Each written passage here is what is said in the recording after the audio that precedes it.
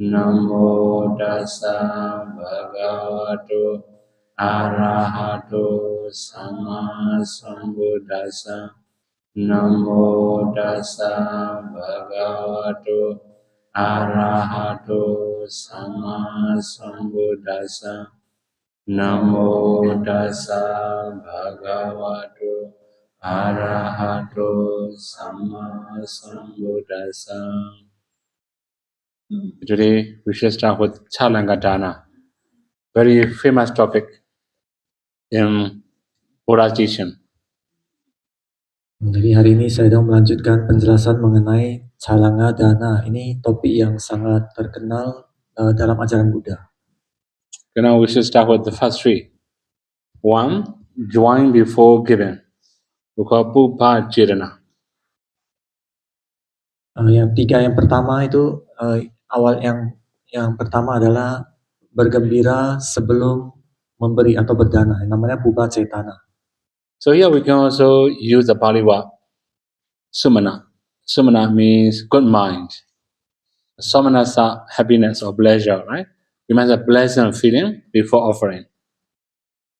Atau bisa gunakan bahasa Pali yang lain yaitu somana, yang artinya kita punya perasaan yang berbahagia atau perasaan yang senang sebelum kita berdana.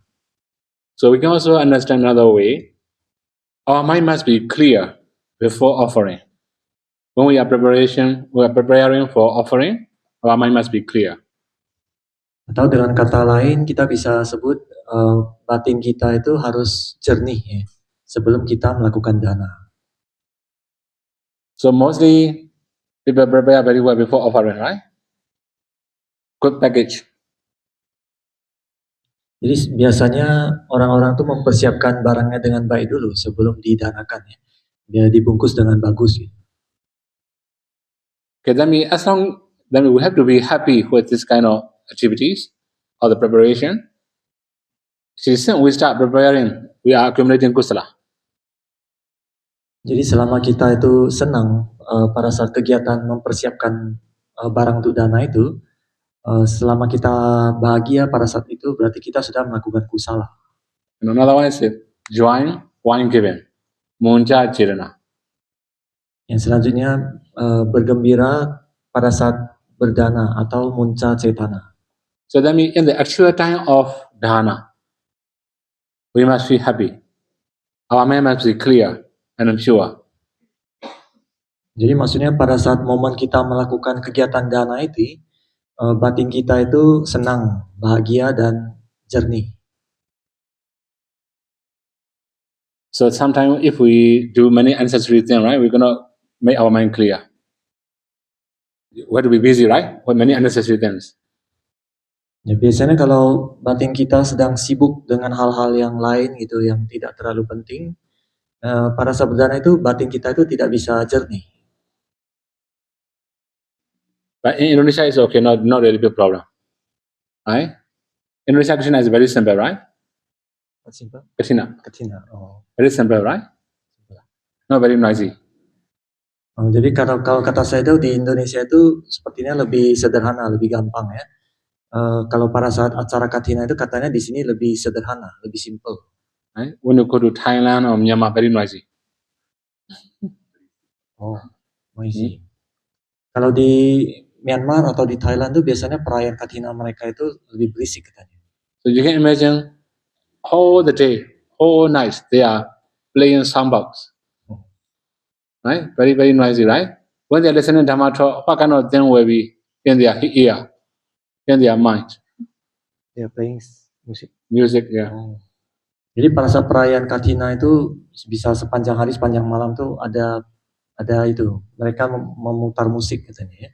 Jadi bisa Anda bayangkan pada saat mereka mendengarkan Dhamma talk, itu batin mereka itu bagaimana gitu. Pasti ribetnya. So you can imagine 2 days playing music, 1 hour listening to Dhamma talk, which one is more?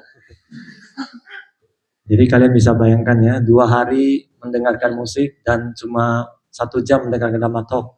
Kira-kira yang muncul di batin yang mana? When they are sharing marriage, their minds are not very clear because whole night, right? Jadi pada saat membagikan jasa kebajikan juga batin mereka itu juga tidak terlalu jernih karena sepanjang malam dengerin musik. So that means unlike Indonesia Katrina, Vietnam Katrina, very simple. Sri Lanka Katrina, very simple. Cambodia Katrina also, we can say compared to Thailand, okay. Jadi saya lebih suka ya Katrina di Indonesia, di Vietnam, ataupun di Sri Lanka. Kamboja juga masih lebih bagus katanya dibandingkan dengan Thailand. Okay, anyway, I mean in the actual time of offering, it depends on the time, right? Sometimes, for example, we will start ceremony from very beginning to the end, right? This is called actual time of offering. So this is called within this period. If we are happy, if we can clarify our mind become pure, then this is affected dana. Jadi maksudnya itu pada saat kita sedang melakukan kegiatan dana, maksudnya pada saat acara itu berlangsung dari acara itu mulai berlangsung ya sampai selesai, pada saat itu kalau kita bisa mempertahankan batin atau pikiran kita bahagia dan jernih, maka itu sudah termasuk yang ini munca cetana. Okay, now the most important one is join after giving, apara cetana. Nah yang paling penting yang ketiga katanya ya, senang setelah berdana. So last night I have already talked about permanent dana, lifelong dana, right? Okay, in this kind of case, if we can recall and happy whenever we recall, this is called aparajirana. Jadi kemarin saya sudah menjelaskan mengenai dana yang itu ya, yang jangka waktunya panjang atau dana barang-barang permanen ya. Jadi kalau kita bisa mengingat kembali dana kita itu dan kita senang, bahagia gitu ya, itu namanya aparacetana. You may have known some usage offering decorating the mind or something. To decorate mind, we offer that kind of statement, right? So sometimes when we can rejoice after offering, that means we are decorating our mind. We are making our mind beautiful. Jadi Anda sudah tahu kalau pengertian dari berdana salah satunya adalah untuk memperindah batin atau pikiran kita ya. Jadi ini maksudnya kalau setelah Anda berdana, Anda bisa bergembira, berbahagia. Itu artinya Anda sedang memperindah batin Anda. Okay, if we give simile, you may have seen bronze cup or copper, a cup made of copper or bronze, right? Long time if we don't use, it will gather moss, right? And also become dirty. We have to rub very long time to make it bright. So every single rub, we may rub with any material, any sour. It can be tamarind leaf, it also can be lime or anything, right? So wrap with this. So every single wrap, it becomes brighter. Finally, it becomes very bright. Similarly, when we recall our marriage, in the very beginning of our mind, were we not ready? Some impurity. After recalling many times, mind becomes brighter and brighter. So that's why we can say this is decorating the mind. Jadi saya udah kasih perumpamaan tadi. Kalau kita tahu cangkir yang terbuat dari tembaga ya misalnya, kalau lama-lama itu kan dia akan jadi hitam gitu, ada kotoran. Jadi nggak jernih lagi.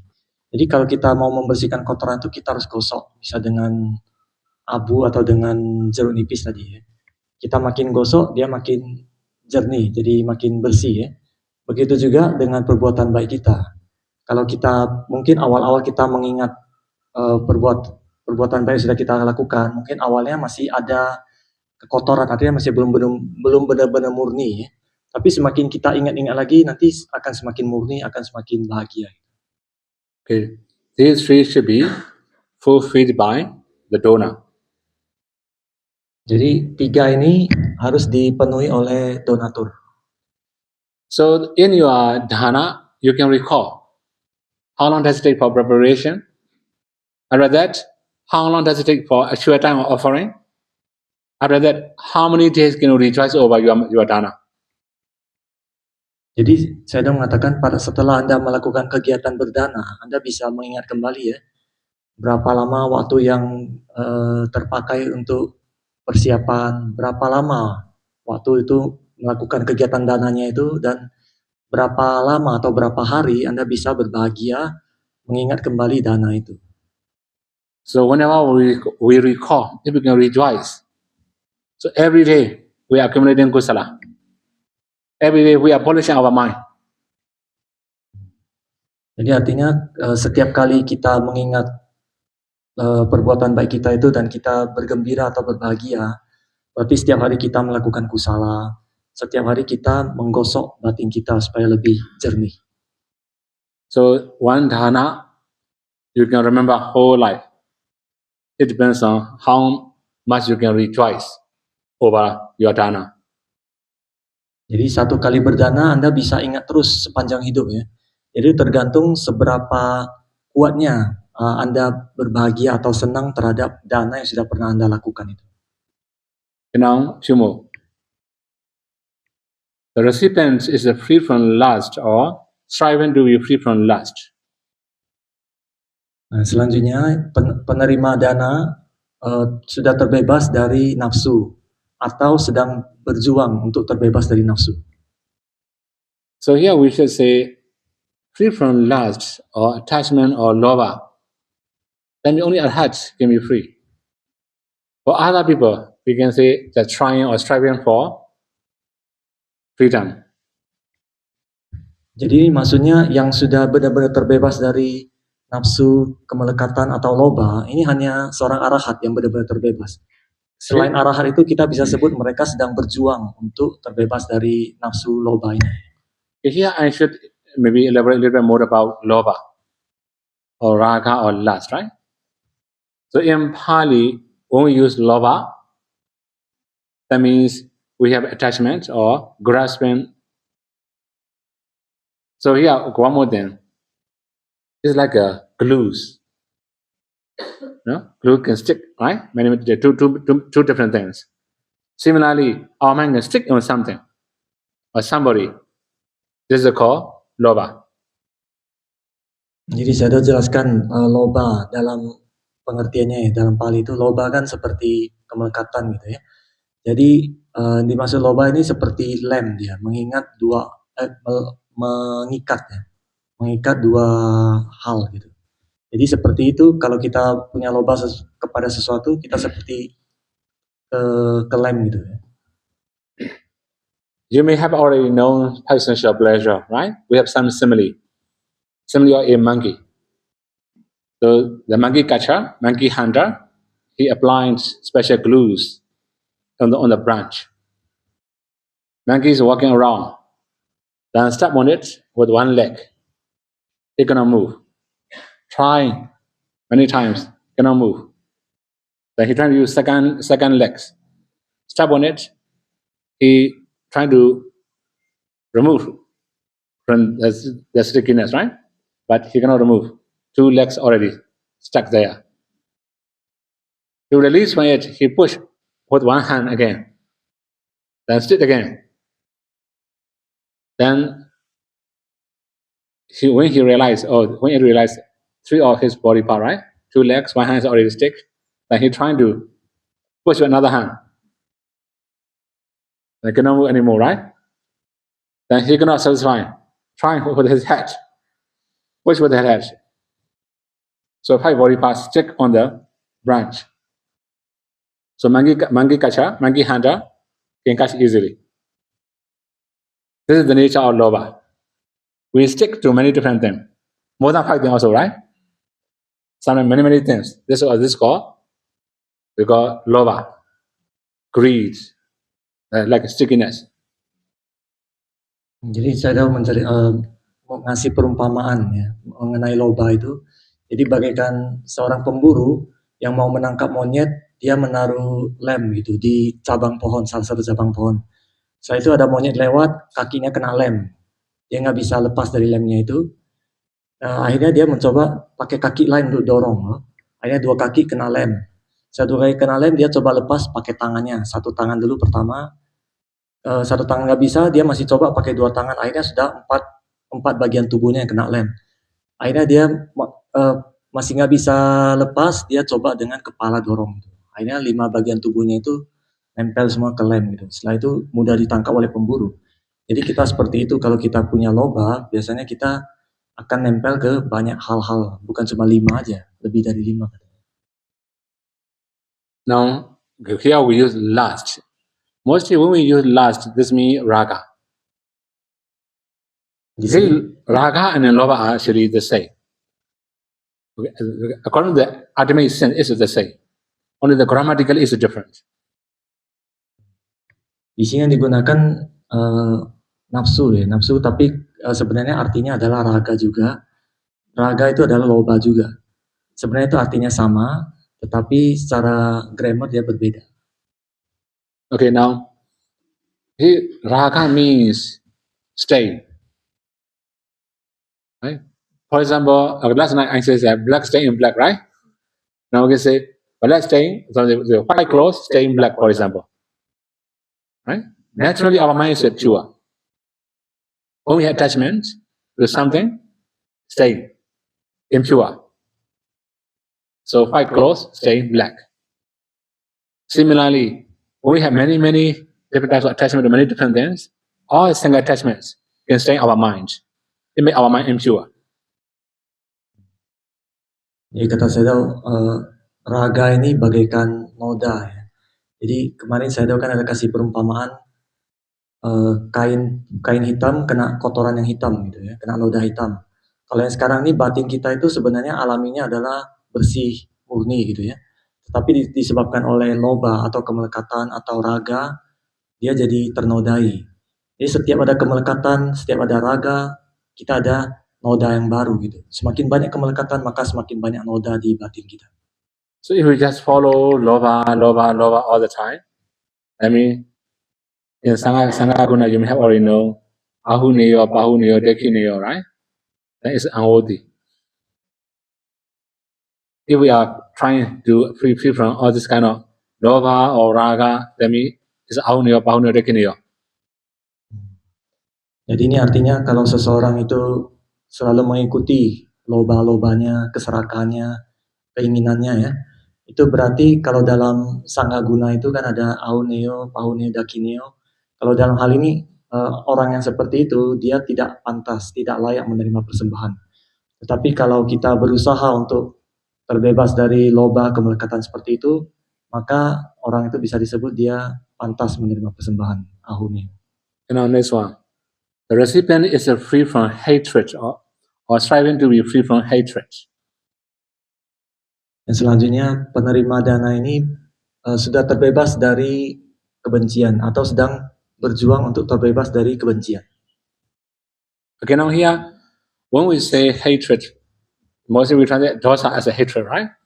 People also misunderstand. Hatred means, okay, I have one question before in Malaysia. One lady asked me, sometimes I scold my son. Actually, I don't hate him. What kind of Judicial it is? She asked me this kind of question. Right? It's a dosa. No, I don't hate her. I don't hate him. So, that means, although we translate as a hatred, the dosa is a gross mind, unpleasant mind, displeasure. This kind of mindset is called dosa. Jadi di sini kebencian ya. Kebencian itu biasanya kan kita terjemahkan sebagai terjemahan dari dosa ya. Tapi banyak orang yang salah mengartikan dosa ini, kebencian ini. Jadi seperti di Malaysia kemarin, saya ada ditanya oleh seorang perempuan, dia bilang, saya kadang marah ke anak saya, tapi saya nggak benci dia. Ya. Jadi ceritasikannya apa? Kata saya itu dosa juga. Tapi saya nggak benci dia, karena dosa kan kebencian. Jadi sebenarnya maksud dari dosa itu bukan cuma kebencian, tapi itu adalah pikiran yang kasar atau pikiran yang tidak menyenangkan. Actually, when we say dosa, it will be very wide. Anger, hatred. We can also say worry, anxiety, sorrow, lamentation, fear, despair, many, right? Jadi sebenarnya dimaksud dosa itu artinya sangat luas ya, bisa kemarahan, kebencian, kemudian duka ya tadi ya, rata tangis, kesedihan, putus asa dan sebagainya. So, if we say briefly, when we have undesirable objects, we may have some unpleasant in our hearts. We may have something unpleasant in our mind. This is called dosa. Jadi kalau secara singkatnya ya, kalau kita ketemu dengan objek-objek yang tidak menyenangkan, maka di batin kita itu juga ada perasaan yang tidak menyenangkan gitu. Itu yang disebut dengan dosa. Okay, here if we say briefly, the receiver must be free from hatred or trying to be free from hatred. We can say dosa. Jadi di sini maksudnya penerima dana ini sudah terbebas dari dosa atau kebencian, atau dia sedang berjuang untuk terbebas dari kebencian atau dosa itu. In normal condition, when we are right, everything is smooth, so we are okay. We don't have dosa, right? If something unsmooth or something we had something difficulty we encounter, then we can know how strong our kanti, how strong our metta. Biasanya kalau semuanya itu lancar ya, biasanya kita nggak ada dosa yang muncul. Tetapi kalau muncul masalah atau kesulitan, nah di situ kanti kita akan diuji, kesabaran kita ya, apakah bisa jadi dosa apa enggak. So you may also know many metta sutta chanting, right? Also, even how we home with music also have ever heard many times in Myanmar also. Mostly they ready metta almost every day, every early morning, every night. Myanmar people also chant metta sutta or how we home they're gonna chanting, right? So their metta is only from the mouth, not in the heart.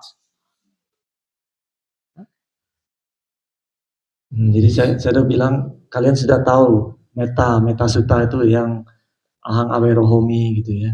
Bahkan ada musiknya loh. Biasa di Myanmar juga seperti itu. Mereka bacain itu pagi atau malam. Tetapi mereka baca itu hanya di mulut aja.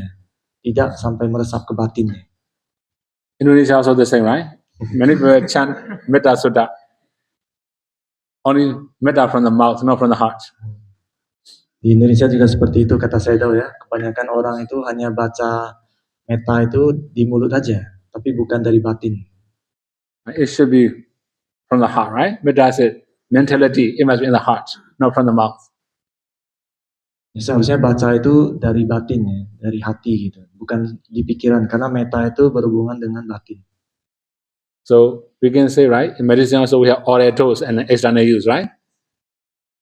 Right? In medicine also we have two types, right? Oral dose and external. So sometimes we misuse, right? Oral dose as external use, right? Which are applying in the body. So we must use orally. We must consume it. Ya kata saya tahu obat juga seperti itu ya. Obat ada yang harus di oral apa sih? Lewat mulut lah ya, ditelan gitu, dikonsumsi. Ada yang di eksternal, ada yang dioles gitu. Jadi Anda jangan salah pakai obat yang harus dia ditelan, kalian gosok di kulit itu. Seperti itu metta maksudnya. Okay, briefly, hatred and metta are opposite. If we don't have metta, then we will encounter a lot of difficulty. Jadi tadi saya kasih kesimpulan ya, metta dan kebencian itu saling berlawanan. Jadi kalau kita nggak punya metta, kita pasti punya banyak dosa, kebencian. For example, okay, I should say both loba and dosa too already, right? For example, when you offer something to a bhikkhu, okay, just say, I'm answer, right? You are going to offer me something small thing, okay, small tissue bag, for example, just a little bit, right? Small tissue bag, for example. Then I will say, why you bring very small, right? If you can bring big one, it's more useful. Why you bring small one? I'm show my loba also, right? I also show my dosa at the same time. And if that kind of case is not really beneficial for receiver, say donor, right? So actually for receiver side, we have to do as donor states verbally. If donor says Sangika, it might be Sangika, we're gonna do Boglika, we're gonna do personal. If donor says this is for monastery, it must be monastery. We're gonna change to personal. We have to do as donor mention, donor say. Right? So, for example, you want to offer Sangha. In Indonesia, very common, right? Sangha Dana. Tomorrow you will do Sangha Dana again. I can find only in Indonesia like that. Anyway, so that means you offer to Sangha. It does not belong to me also. It does not belong to anybody here. It belongs to Sangha. If they want to use something, they must ask permission from the Sangha. Right? What Dona has already said. This is Sangika, Sangha property. Okay, if we say briefly, receiver must follow Dona's wish. If we force donor to force our wish, right? Why you offer Sangika? Why don't you offer me, for example? Then that means both Lovan and Dosa, right? So if that kind of receiver, be careful. Okay. Jadi tadi saya udah kasih contoh kasus ya, kalau misalnya kalian mau berdana gitu. Biasanya tadi misalnya kalian ada yang mau berdana sesuatu ke Saidao, misalnya tisu. Ini kan tisunya kotaknya besar. Tapi kalau misalnya kalian dananya tisunya kecil, nah Saidao-nya kalau misalnya beliaunya ngomong, kenapa dananya tisu yang kecil? Kenapa yang nggak besar? Karena kayak kecil ini nggak kepake gitu, nggak bermanfaat. Kalau ngomongnya seperti itu, berarti kan Saidao menunjukkan loba dan juga dosa gitu. Dia nggak suka dana barang. Itu kurang bagus ya. Atau tadi saya kasih contoh di Indonesia ada kita suka donatur suka itu melakukan sangadana. Jadi saya hanya bisa temuin ini di Indonesia. Banyak sangadana sering terjadi. Jadi kalau sangadana itu kan berarti Anda berdana bukan ke perseorangan ya. Anda berdana ke sangha, komunitas mau biku di sana, bukan punya seseorang, bukan punya pribadi. Jadi kalau ada seorang biku mau pakai barang yang sudah didanakan kepada sangha, dia harus minta izin kepada sangha. Gitu. Nah, jadi kalau pada saat Anda berdana kepada jadi kalau biku menerima sangadana, dana apapun ya, biku itu harus mengikuti keinginan dari donatur. Jadi kalau donatur bilang ini sangadana, ya berarti biku harus memperlakukan barang dana ini untuk sangha. Gitu. Dia nggak boleh ngomong kenapa dananya ke sangha, dana ke saya aja gitu. Itu nggak boleh. Itu berarti bikunya sudah melakukan punya loba dan punya dosa gitu. Kalau Anda ketemu biku seperti itu harus hati-hati gitu. You know, the next one. The recipient is free from delusion, or striving to be free from delusion. Yang selanjutnya penerima sudah terbebas dari delusi atau sedang berjuang untuk terbebas dari delusi. Okay, here I should elaborate a little bit more about delusion. In Pali we call moha. Moha means we don't know full noble truth. This is also called moha. Then we don't know the past life. We don't know future lives. We don't know both past and future. Then we don't know divine origination, cause of a relationship. These are called moha. Jadi saya jelaskan arti dari delusi ini kalau dalam bahasa Pali adalah moha ya. Moha ini artinya delusi atau tidak tahu mengenai 4 kebenaran mulia, tidak mengenai kehidupan masa lampau, kehidupan masa depan atau kehidupan masa lampau dan yang akan datang, dan juga hubungan sebab akibat yang saling bergantungan. Itu namanya moha. So sometimes people misunderstand, right? I don't know. I have a lot of illusion, a lot of delusion. Actually, they don't study that and they don't know, right? So lack of knowledge, we cannot say that is a delusion. This is a knowledge. Not knowing full noble truth, I have already said this out, right? If we don't know all these things, this is called moha. Ya, jadi banyak orang yang salah pengertian. Mereka merasa saya tidak banyak pengetahuan, tidak tahu banyak gitu. Dia bilangnya itu moha, tapi bukan, itu bukan moha. Yang dimaksud moha yang tadi ya, tidak tahu 4 kebenaran mulia dan sebagainya tadi. Then we can also elaborate a little bit more about moha, right? The opposite of moha is wisdom, panya. Saya jelaskan lagi lawan dari moha ini adalah kebijaksanaan atau panya. So, if we say panya is like a brightness, delusion is like a darkness. These two are opposite. Jadi panya itu bagaikan terang, ya. Sedangkan delusi, moha itu bagaikan kegelapan. So, from time to time, you may have already known, right? Darkness or something. Whenever the word I use darkness, it mostly refer to moha, delusion. Jadi biasanya kalau Anda mendengar kegelapan, ya, kegelapan itu biasanya merujuk kepada moha atau delusi. Then, okay, we should say the light and the darkness. Okay, you may have, most of the people have already experienced driving, right? At night, if totally dark, then your headlight also not very, very bright. You're gonna drive very fast. Also, headlights are very bright. You can drive very fast. You have your vision is very clear. Similarly, if we have wisdom, we can move forward faster. If we have darkness, it will be slower. This is also in our life. In meditation, also the same. Jadi saya kasih contoh ya. Misalkan kita malam-malam mengendarai mobil, kalau nggak ada lampu senternya, gelap semua, kita kan nggak bisa cepat-cepat bawa mobilnya, harus pelan-pelan, hati-hati. Tapi kalau kita punya senter, penerangannya itu bagus dan kuat, maka kita bisa lebih cepat mengendarai mobilnya. Demikian juga ya, kalau kita punya kebijaksanaan, bisa menerangi itu, dalam kehidupan kita akan lebih lancar dan khususnya dalam meditasi mungkin bisa lebih cepat. We can also understand another way. Moha will cover the truth. It will uncover untruth. Kalau kita dengan kata lain ya, moha itu dia akan menutupi kebenaran dan dia akan membuka ketidakbenaran.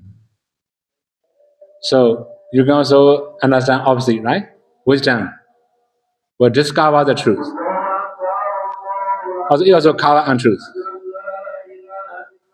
Jadi demikian juga kebalikannya ya. Kebijaksanaan itu akan membuka kebenaran dan dia akan menutup ketidakbenaran.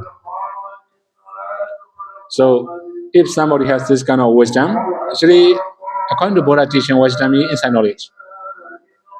If somebody is trying for inside knowledge, that means they are worthy of ahuneyo, bahuneyo, dekhineyo, right? All the sangha qualities. Jadi sebenarnya kebijaksanaan yang dimaksud dalam ajaran Buddha ini adalah kebijaksanaan yang diperoleh dengan vipassana, insight knowledge. Ya, kebijaksanaan vipassana ya. Jadi, okay, now these should be fulfilled by the recipient. That means receiver must have these three qualities. So donor had three qualities. Receiver had three qualities. Altogether, 6 qualities. That's why it's called Chalanga Dana. 6 factors Dana.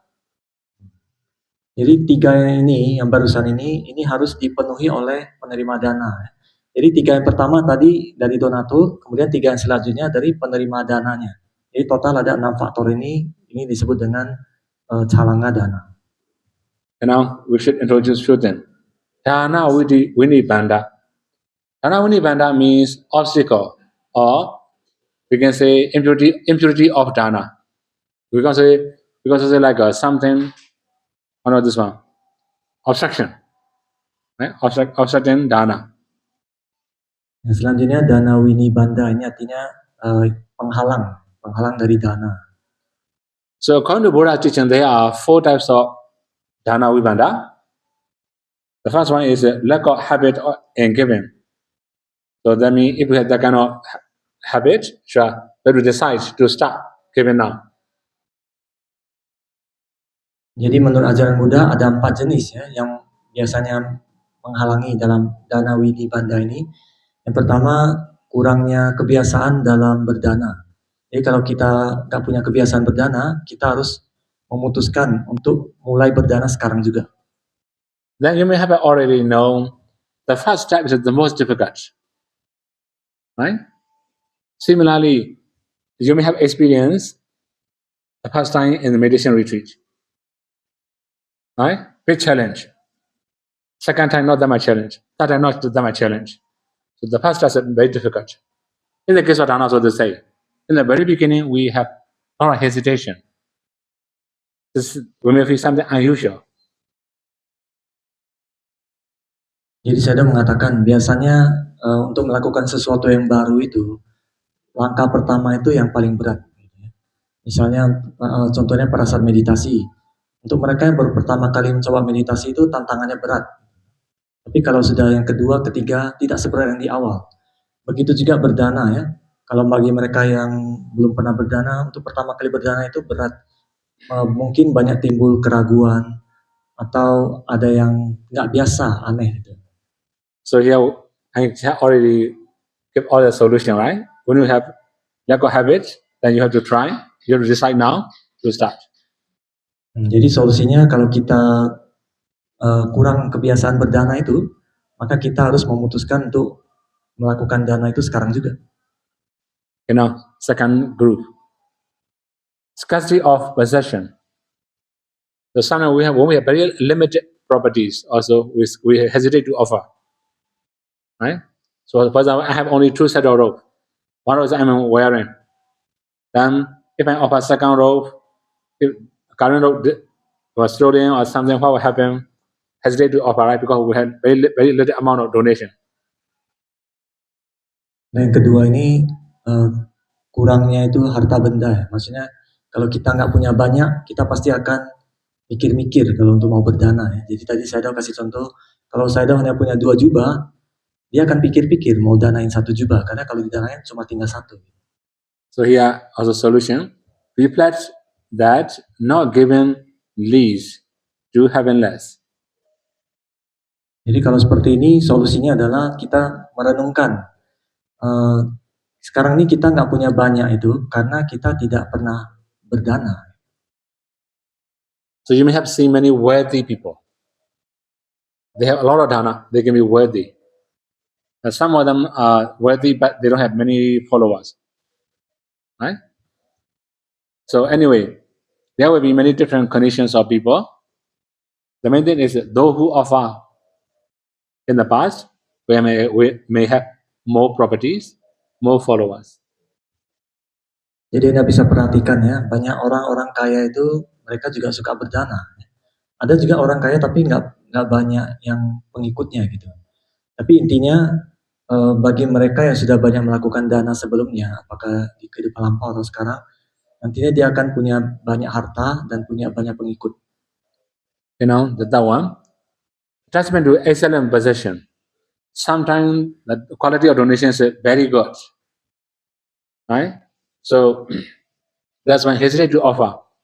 Right? I can also use this one. If I offer, I'm going to use good quality. This kind of can consider as attachment to excellent possession. That means donation also. Yang ketiga, kemelekatan terhadap barang-barang yang bagus. Jadi kalau kita punya kemelekatan terhadap barang-barang yang bagus, kita akan sulit melepasnya karena kita berpikir kalau barang bagus ini saya danakan nanti saya nggak punya lagi barang yang bagus seperti itu. When that didn't happen, consider giving the best for the highest goal, nirvana. So that means nirvana is the highest one. If we want to have the highest one, we must also relinquish the best one. Jadi kalau seperti itu solusinya adalah kita harus mempertimbangkan ya untuk berdana yang terbaik demi mencapai tujuan yang tertinggi. Artinya kalau kita ingin mendapatkan hasil yang terbaik, kita juga harus mendanakan yang terbaik. Okay, now the last one. Fear of depleting one's wealth. So that means if we offer gradually, right, we may have our belonging will be lesser and lesser, right? If we are scared of that kind of things, we cannot offer anymore. So. Dan yang keempat, ketakutan terhadap berkurangnya harta. Jadi kalau kita takut, kalau dengan berdana nanti harta makin berkurang. Kalau kita punya pikiran seperti itu, nanti kita nggak berdana. Okay, if we have this kind of conditions, understand that decay is natural, and giving prevents future scarcity. I mean, in the future you can get plenty of properties.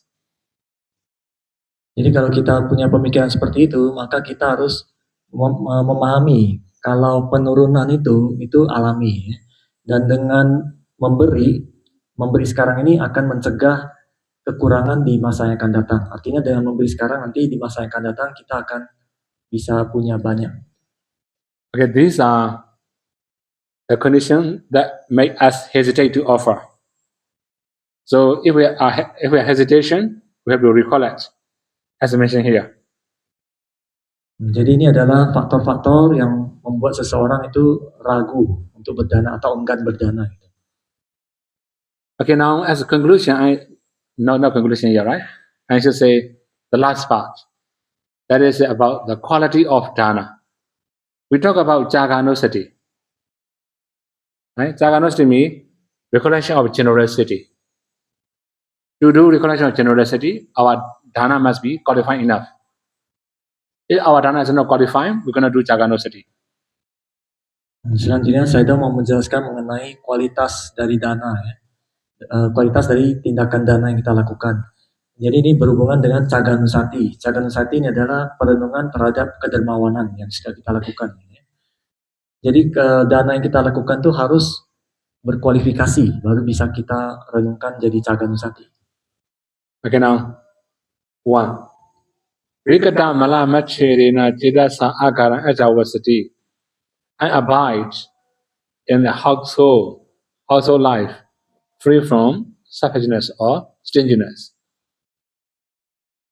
Yang pertama itu saya tinggal di dalam kehidupan rumah tangga yang terbebas dari keegoisan atau kekikiran. So we can say machira. Okay, machira means we have many types of stinginess, dwelling. I mean, we don't want to share our living place. Gain, we don't want to share our gain. Similarly, attendance, we don't want to share our followers, our attendance. Then another, fame and beauty. We don't want anybody to be famous also, right? So I should be only one who is famous. I don't wish anybody to be famous. That kind of mindset. Similarly, beauty. Right? I should be only one who is beautiful in the community. Nobody must be beautiful. That kind of mindset, right? Similarly, finally, Dhamma.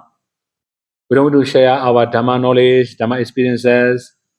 This is also called Machira. Jadi Machira ini kekikiran, ya, kekikiran terhadap tempat tinggal, kemudian terhadap perolehan, pengikut atau pelayan, atau ketenaran. Ada orang berpikir saya ingin terkenal sendiri, nggak boleh ada orang lebih terkenal dari saya. Atau kecantikan, ada orang yang dia ingin paling cantik di komunitas itu, nggak ada yang boleh lebih cantik dari dia. Atau dia kikir terhadap pengetahuan atau dhamma, gitu. Jadi tidak mau berbagi pengetahuan dhammanya atau pengalaman dhammanya. Okay, briefly, if our minds are free from Machira, this kind of minds are called Machira, right? Our minds are free from Machira, then we just do dana. That kind of dana is a qualifying dana to recollect.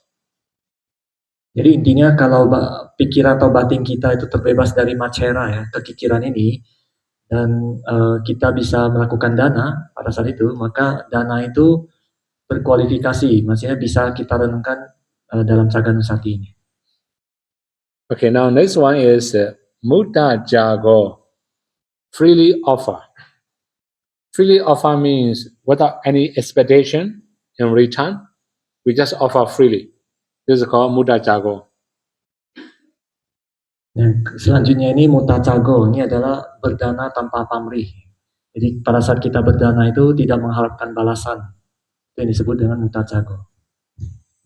So I have already said, right? Sometimes we just do some dana for better relationship or something. This kind of case is not dana, right? Investment. Jadi saya sudah pernah bilang kemarin, ya, kalau kita berdana dengan tujuan supaya hubungan makin erat gitu, ya, itu bukan dana namanya, itu investasi.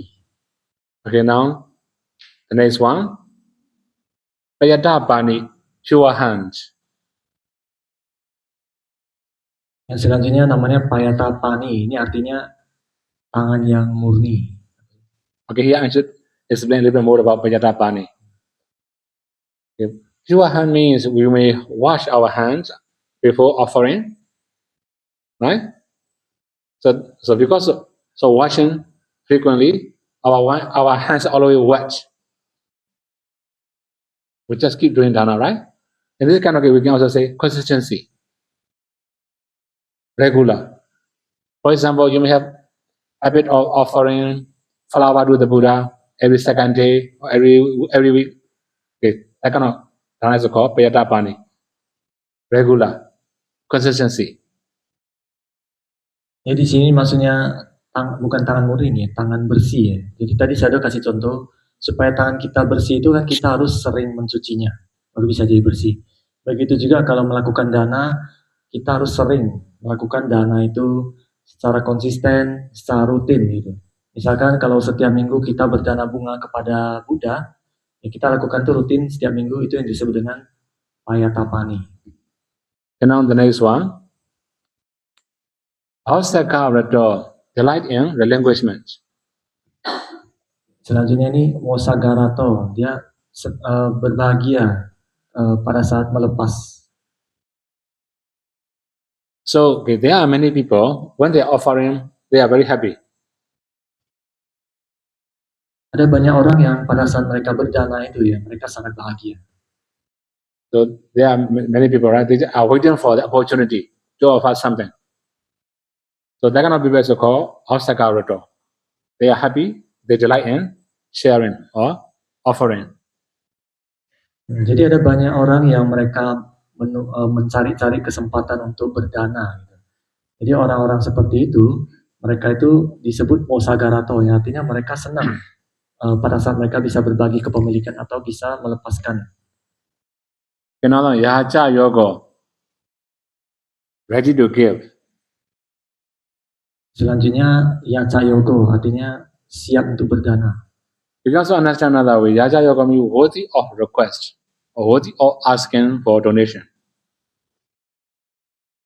Atau Yacha Yogo ya, kalau kita diartikan yang lain, artinya orang ini pantas untuk diminta gitu, pantas untuk dimintain gitu ya.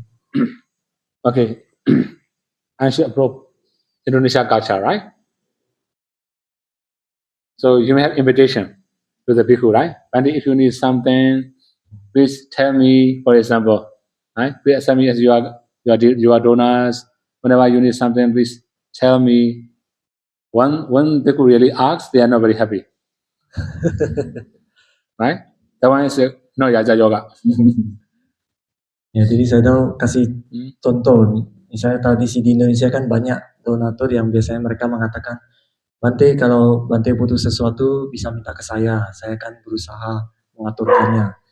Tapi kalau pada saat Bante-nya benar-benar minta sesuatu, dia nggak happy. Itu namanya bukan Yacha Yogo. Right? Another thing is, I also have some tabiya. When they invite, they are very smart. As long as you are in Indonesia, limit the time already. Right? As long as you are in Indonesia, please ask me. They have that kind of invitation, right? So they have limitation only in Indonesia. That kind of thing is okay, not really very bad, right? Limited already. If I leave, I cannot ask anymore. Ada juga undangan yang lain katanya, selama saya tinggal di Indonesia, kalau butuh sesuatu bisa minta saya. Itu artinya terbatas. Cuma pada saat saya di Indonesia aja. Kalau saya udah pergi, nggak bisa minta lagi.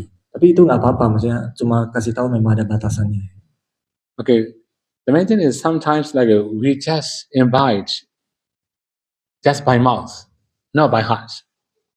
You know, this kind of case is really very risky for bhikkhu also. Most of the bhikkhu, right? Like in the Pali school, most of the bhikkhu, we are a little bit shy to ask for donation because we are trained in the school, right? A little bit shame to ask, right? Buddha says shame, shy, right? To ask. But there are also many bhikkhu, they are very easy to ask for donation, right? For example, they have telephone already. They want to get bigger one, right? I need tablet. So maybe somebody of a big tablet, for example, right? And they will say, I need mini tablet. If they have mini tablet also, there will be, I don't know how many size of tablet also, right? Even I'm actually around 3 size, right? impact. Bigger one, that's the medium one, right? That's a mini size also. Three impact, right? Actually, I haven't met many people like that. They have many computers, also many iPads, many tablets, many cameras. Cameras mean we have photo cameras, video cameras. Video cameras are different size. You know. Then when I visit their monastery in the showroom, right? Just for show, they don't use that one. I'm so surprised. Why they are calling that kind of material, right? After some time, if we don't charge, it was fine naturally. If we don't use, what's the Baba's donation? What's the Baba's accepting also, right? But the main thing is sometimes because have some bad habit, they ask for many donation. It make people's faith spoil. This is the one issue, right? That's why some donor they cannot invite for the protocolates. So okay, if we say briefly, then if we invite, we must offer. If we cannot offer, don't invite. Right? Ya, jadi kata Sayadaw, ada orang-orang yang pada saat melakukan undangan ya, tawaran para biku itu hanya dari mulut aja, tapi tidak dari batinnya, tidak benar-benar gitu. Dan seperti itu yang sebenarnya menyulitkan para biku ya. Ya kata Sayadaw itu sebenarnya malu untuk meskipun sudah ada yang pawarana, malu untuk pada saat ada kebutuhan tuh untuk minta kepada mereka yang sudah pawarana. Karena pada saat saya belajar Pali di sekolah Pali, memang mereka diajarkan seperti itu, tidak banyak meminta gitu ya. Tapi ada biku-biku yang mungkin yang kurang baik, makanya mereka tuh tidak malu untuk minta-minta seperti itu. Ya, tadi saya kasih contoh, dia sudah punya tablet yang besar, dia pengennya yang lebih kecil. Kemudian nanti setelah punya kecil, dia maunya yang mini. iPad kan ada tiga ukuran loh, mini, menengah, dan yang besar loh. Nanti dia punya banyak laptop, terus kameranya juga ada banyak jenis. Nanti di kamera untuk foto, kamera untuk video, dan sebagainya. Bahkan saya udah bilang di kamarnya itu ada lemari pajangan gitu, untuk naruh barang-barangnya itu dipajang. Kata saya udah pikir, ini barang dipajang untuk apa? Kalau nggak dipakai, nggak dicas kan rusak juga. Jadi kalau yang seperti itu, biku yang suka meminta-minta, tapi yang kelewatan ya mintanya itu bisa merusak sadar umat, merusak keyakinan umat. Jadi intinya tadi saya udah bilang, kalau sudah pawaran kepada biku, maka kalau biku itu membutuhkan, maka harus disiapkan ya, harus didanakan. Tapi kalau tidak siap untuk berdana seperti itu, sebaiknya jangan pawaran. Okay. The main thing is that you must choose the biku also, right? I already say the 3 already, right? Lova, dosa, moha, against it, right? 3. If somebody is trying to reduce all these 3 agusala mind states, okay, you can invite with protocolates.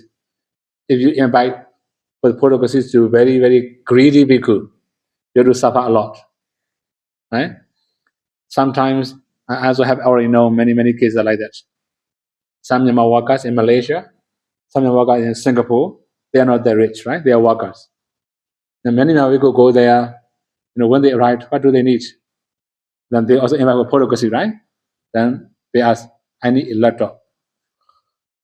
I'm iPad. Very expensive one. Then they have to suffer a lot. Okay, that means if you invite a greedy bhikkhu with protocolates, you have to suffer, right? So you have to choose receiver. Ya, jadi saya udah menyarankan ya, Anda itu sebaiknya juga pilih-pilih juga. Maksudnya jangan, maksudnya tadi kan saya itu kemarin sudah menjelaskan mengenai biku yang sedang berjuang untuk terbebas dari loba dosa moha ini ya.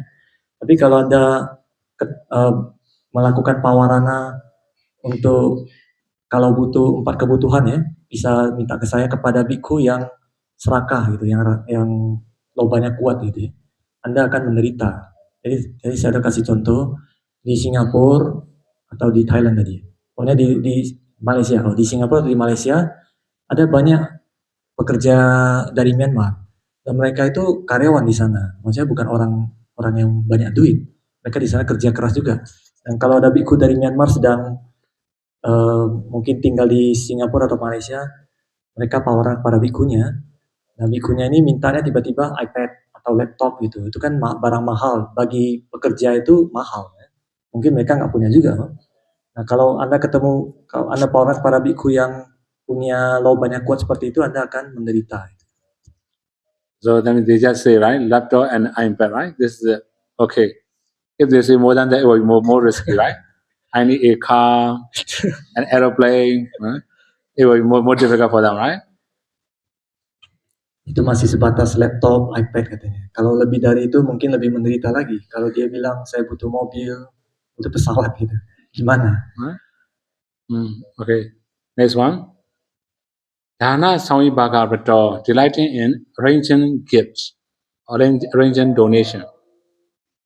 Yang selanjutnya Dana Samvibhagarato. Ini bergembira dalam menyiapkan dana.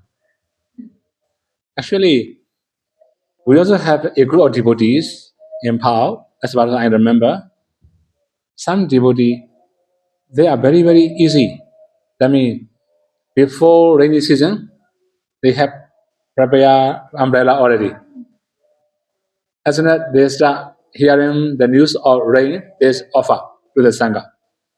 That happens in Pau Toya frequently. Jadi saya kasih contoh di Myanmar ya, di Pau Toya itu ada umat awam atau donatur lah ya. Mereka itu sudah pintar, maksudnya itu sebelum musim hujan tiba, mereka sudah menyiapkan payung. Jadi begitu musim hujan atau sudah mulai hujan, mereka langsung berdana payung pada biku.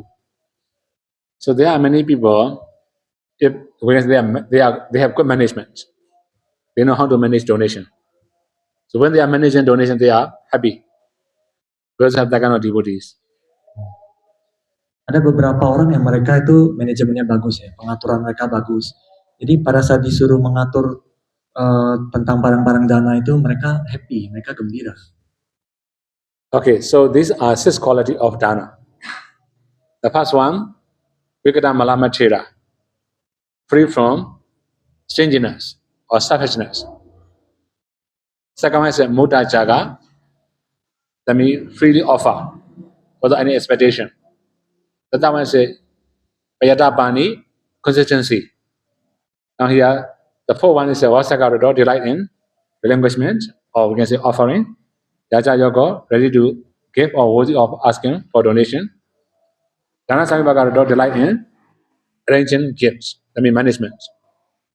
If you have one of these 6 qualities in one dana, you can recall. You can do Jaganosati. Jadi saya udah ringkas lagi ya. Tadi yang pertama itu kalau tidak punya loba ya, pada saat berdana tidak ada kemelekatan. Kemudian pada saat berdana itu tidak mengharapkan balasan atau imbalan tanpa pamrih. Kemudian the third one, the third one. Payata Bani. Payata Bani means consistency. Konsisten. Oh, yang ketiga itu konsisten ya. Artinya dia berdana itu rutin dan konsisten selalu dilakukan.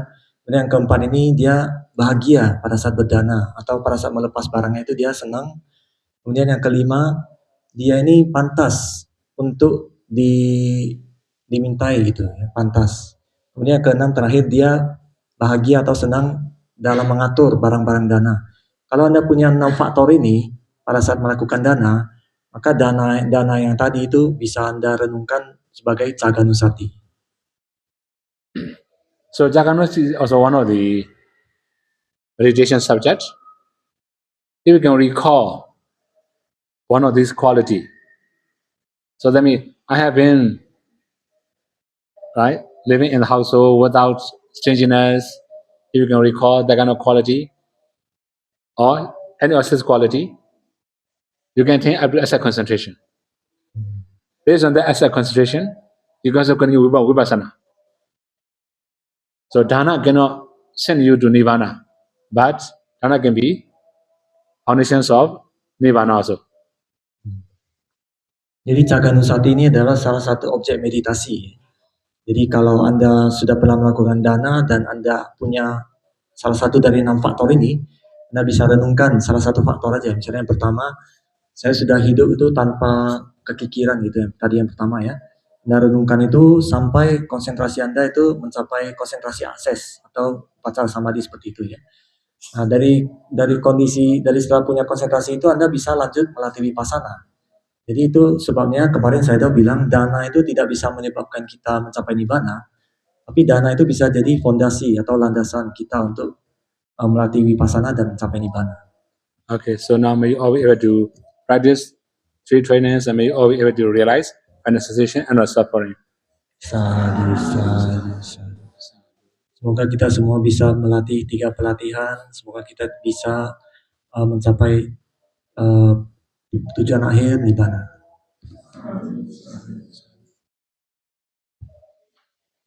Okay, then. Okay, question answer.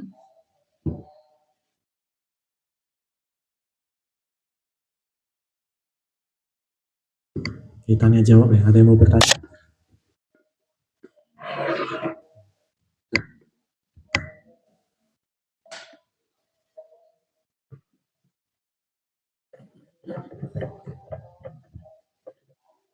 Wandani saya jauh dan bantu.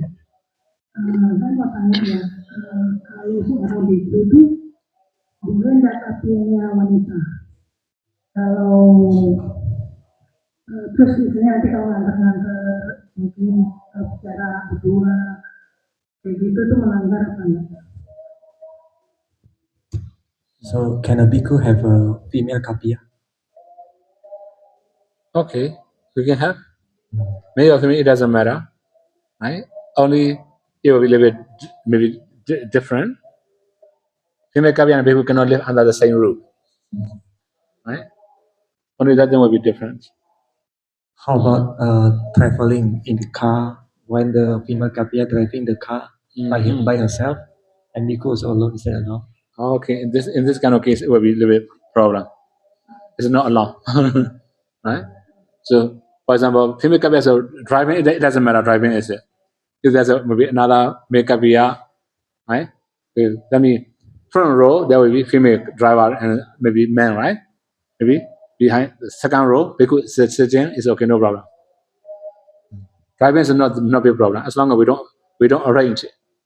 It's okay. Jadi boleh bhikkhu punya kapia perempuan ya. Tapi mungkin ada keterbatasan, misalkan nggak boleh tinggal satu atap gitu dengan kapia perempuan. Kalau kapia laki-laki kan boleh. Gitu. Terus tadi yang mengenai kalau dalam satu mobil hanya ada satu kapia sebagai itu ya, yang sebagai supirnya kapia perempuan dan bikunya satu itu nggak boleh.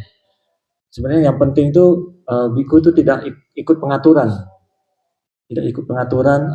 Biku itu nggak tahu kalau ada perempuan ikut di mobil itu, yang penting itu. Ya. Tapi kalau yang bawa mobil ada perempuan dan depannya ada kapia laki-laki itu boleh. Okay. Berarti kalau kapia itu apakah seorang cuma satu orang atau boleh banyak? Kalau bikunya itu banyak kapinya wanita, itu apa membahayakan begitu banget? Sebenarnya karena kan risikonya kan lebih tinggi ya. Bikunya banyak, kapianya wanita. Maksudnya bikunya banyak, kapia wanita. Oh, so she asked if a bhikkhu have many female kapia, isn't that dangerous? Of course, if it's so close, it will be dangerous, right? As long as there's a distance, it's okay, no problem. Kalau terlalu akrab itu mungkin bahaya. Harus punya jarak gitu, harus jaga jarak. Okay. Kalau kita tahu ada bhikkhu kayak gitu, apakah kita mendukung, maksudnya perlu memberitahukan apa pantas atau nggak pantas atau membiarkan gitu?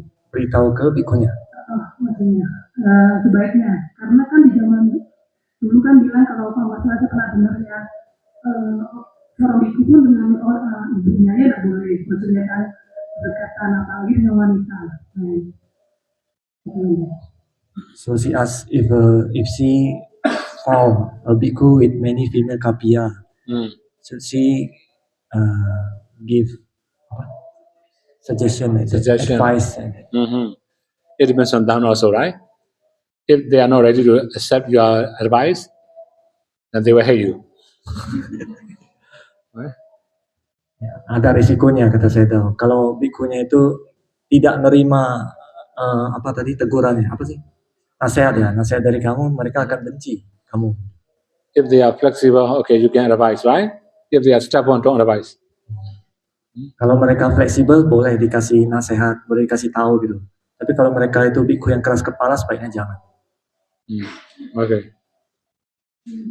Soalnya kalau zaman dulu kan Buddha kan kalau ada umat kalau ada banti-banti apa kan bisa mengklaim ke Buddha. Kalau zaman sekarang kan mungkin kemana itu atau memang She said in the Buddha time, if there's anything like that, they can complain to Buddha. But in this nowadays, how can they tell? I don't know Indonesia constitution, Indonesia law also, right? In Myanmar, we have a law, right? We have responsible person in the community. We can inform that responsible person, they will make action, okay. Right? Indonesia constitution, I don't know. Jadi saya nggak tahu struktur di Indonesia itu bagaimana. Tapi kalau di Myanmar tuh ada semacam biku yang membawahi ya, semacam itu lah ya. Dia kepalanya gitu. Anda bisa lapor ke dia, nanti dia bisa ambil tindakan pada biku tertentu. Kalau di Indonesia saya nggak tahu. Kalau kita pas tawarana terus ternyata bikunya yang nggak benar, apa yang harus kita lakukan? Itu bisa. Maksudnya mau batalin tawarana? Tadi kan ada bilang kalau bikunya nggak benar, nah apa yang dilakukan gitu sebagai umat maksudnya batalin atau apa? Atau kita tidak mengiyakan? Maksudnya nggak happy lagi bertanya ke dia ya? Boleh nggak kita batalin? Itu soalnya daripada. Okay. For example, he already tawarana to a bhikkhu, and then suddenly she found out that this is not good alaji bhikkhu, and then he's not happy again to tawarana. What should she do? Can she cancel the tawarana or like that? Okay, you can determine anytime is okay, right? Tawarana doesn't mean you must offer everybody whatever he asks, right? If you wish, you can offer. If you don't wish, you cannot offer. It's okay. Jadi tawarana bukan berarti Anda harus selalu berdana gitu, setiap ada permintaan gitu ya. Jadi kalau Anda masih mau berdana sama dia boleh, pada saat dia minta ya, pada saat dia butuh Anda bisa kata tidak. Tapi kalau Anda sudah tidak mau berdana, nggak perlu juga. Apa maksudnya?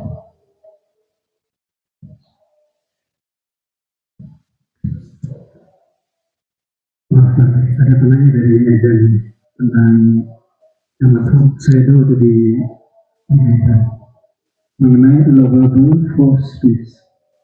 Ini di sini dikatakan joking or playful deception dibolehkan untuk false speech. Terus kedengaran ya? Kenapa begitu?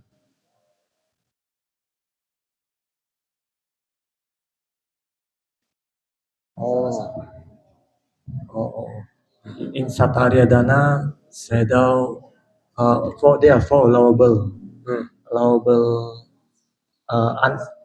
false speech. Allowable musawara. Yeah. One of them is a joking or white lie. Okay. Yeah, what pertanyaannya apa tadi? The question? Kenapa boleh gitu ya? Kenapa white lies or jokes diperbolehkan? Karena setelah retreat ada yogi yang senang setelah mengetahui white lie diperbolehkan. Why is it allowable? Because after the Dhamma talk, some yogi they are happy. They know this allowable white lie. Okay, truth is a truth. We cannot hide, right? Okay, one more thing, right? Musawara is we can say this is also breaking precepts. It doesn't mean you don't break precepts. It's breaking precepts. But this is not agusala. You have good intention. For example, a doctor may tell a line to the patient. For example, cancer patient, for example, right? He or she will die soon. He may say, okay, just take this medicine. You can recover. Right? That kind of line is useful for patients. not very harmful for patient, right? That's fine. We can say this is a long evil. It doesn't mean you keep reserve, right? You break reserve actually. Jadi kata Sayadaw, white lie itu sebenarnya melanggar sila. Silanya terlanggar, tapi bukan aku salah karena punya niatnya baik. Selama masih punya niat baik, itu bukan aku salah. Ya. Jadi contohnya tadi Sayadaw bilang kepada seorang dokter ya, dia berbohong, white lie kepada seorang pasien yang sudah sekarat, dia sebenarnya sudah mau meninggal gitu. Tapi dokter bilang makan aja obat ini, nanti bisa sembuh gitu. Sebenarnya niatnya baik, dia supaya pasiennya tidak stres dan tidak stres atau bagaimana ya. Okay. Jadi selama you can translate. Oh ya, ini ada 4 yang diperbolehkan dari ucapan yang tidak benar ya maksudnya. Yang pertama itu mengatakan saya nggak punya, padahal maksudnya itu nggak mau kasih gitu. Dia ngomong saya nggak punya. Yang kedua itu dia berbohong untuk melindungi nyawanya gitu. Yang ketiga white lie, ini adalah white lie apa ya? Kebohongan putih. Kebohongan putih. Ya itulah. Maksudnya dia bohong tapi tujuannya adalah untuk memberikan kebahagiaan. Ya. Niatnya baik ya, berbohong tapi berniat baik gitu. Yang keempat, dia berbohong untuk mencegah perbuatan yang tidak benar gitu. Kemudian yang keempat, dia bercanda atau hanya main-main aja berbohongnya itu. Itu semua bukan aku salah, tetapi sila terlanggar, musawadah terlanggar ini. Okay, ya. Kenapa tidak dikatakan sebagai aku salah, tetapi melanggar sila? Bukankah pelanggaran sila biasanya bisa mengakibatkan jatuhnya ke alam apa ya? Tetapi kok tidak dianggap sebagai aku salah? Masih. He asked, breaking precept usually is aku salah. So this is breaking musawadah, but not aku salah, and will not reborn in the cannot be reborn in the hell, sure. Ya, katanya ini bukan aku salah, tapi sila terlanggar gitu. Tapi yang seperti ini juga tidak akan menyebabkan kelahiran di alam bawah, alam neraka gitu, enggak.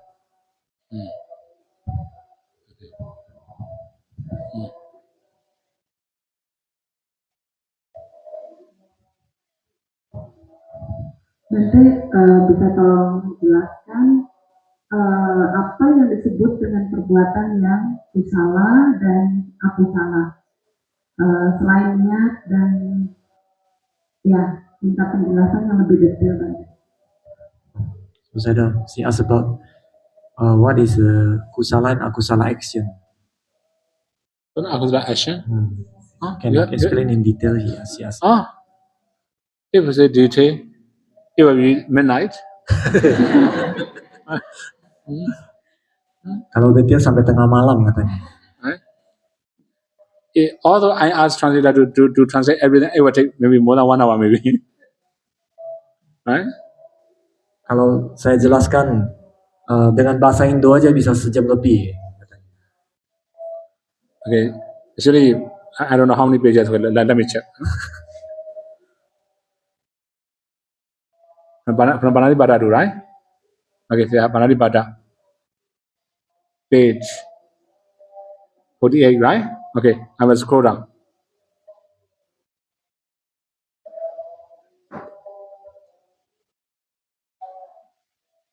This is Vajitu Charita. This one I watch, yeah. Okay.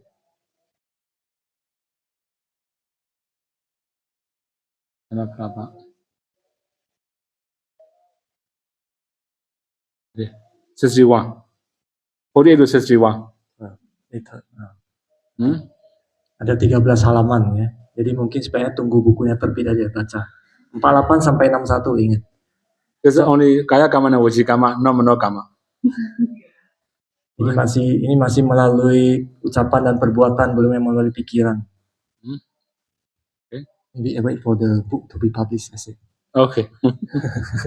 Ya, tunggu bukunya terbit nanti. Kalau garis besar aja Bang, selama ini saya pikirnya lihat dari niat, kemudian yang salah itu yang aloba, dosa, moha. Apa maksud saya garis besar aja, jadi nunggu bukunya terbit kan untuk praktekan sehari-hari gitu nanti. How about the summary only? Summary. Summary only. Summary. Okay, how to summarize? She understand is usala is from the good intention and with aloba dosa amoha. Okay. I can understand what you mean. We can say, right, wholesome middle factors, unwholesome middle factors, maybe. Right? Also, that also not that simple. But there are 14 unwholesome middle factors. There are also 25 wholesome middle factors.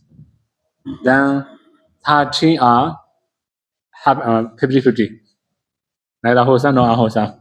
There can be either wholesome or also wholesome or unwholesome both, right? That's why it will be very messy. Not that simple also. Right? Ya, itu tadi saya udah bilang masih kalau dijelaskan tuh berarti yang ditanya itu adalah cetasika tadi itu, faktor-faktor batin. Ada 14 yang aku salah, 25 yang aku salah, 13 yang 50-50 katanya. Okay. Iya. Warnanya beda banget. Mau tanya mengenai dana barang jangka panjang ya. Misalnya seseorang berdana misalnya putih lah ya, misalnya ya, beberapa ini itu beberapa orang punya. Mungkin di saat berdana itu ada perjanjian, tapi setelah beberapa tahun kemudian mungkin engagement-nya nggak pas. Jadi yang berdana itu meminta balik itu gimana? Kenapa minta balik? Karena mungkin ada perjanjian ya. Oh, so saya see ask about the long-term dana. For example, there's already agreement.